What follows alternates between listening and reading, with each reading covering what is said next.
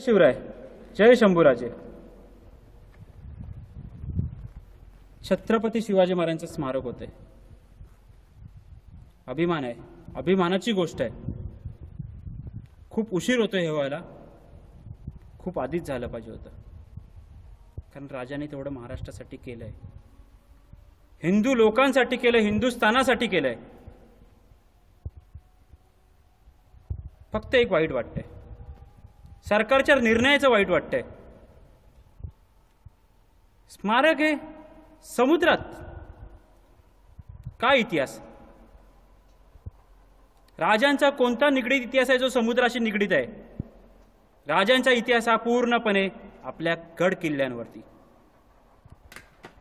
प्रत्येकाच्या मनात, मातीच्या कणात.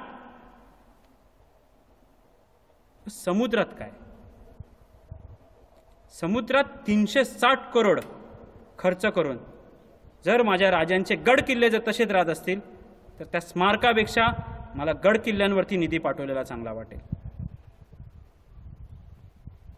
एवढं समजदार सरकार आहे, मूर्ख निर्णय घेतोय. 360 करोड मध्ये किती गोष्टी होऊ शकतात.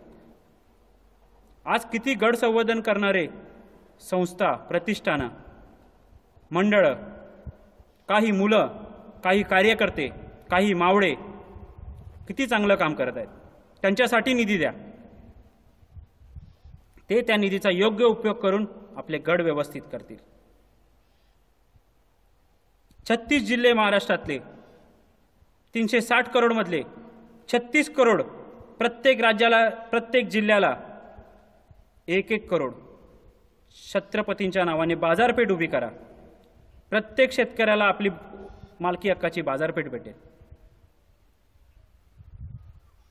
लघु उद्योग द्या, शेतकऱ्याला लघु उद्योग द्या. त्या पैशातून राजा हा आपल्या प्रजेसाठी जगला, शेतकरी हा त्याचा मालक होता. बाकी 360 करोड मध्ये आपले गड किल्ले किती सुंदर आणि किती सुंदर होऊ शकतात. सरकारने या गोष्टीचा नक्की निर्णय करावा, नक्की विचार करावा.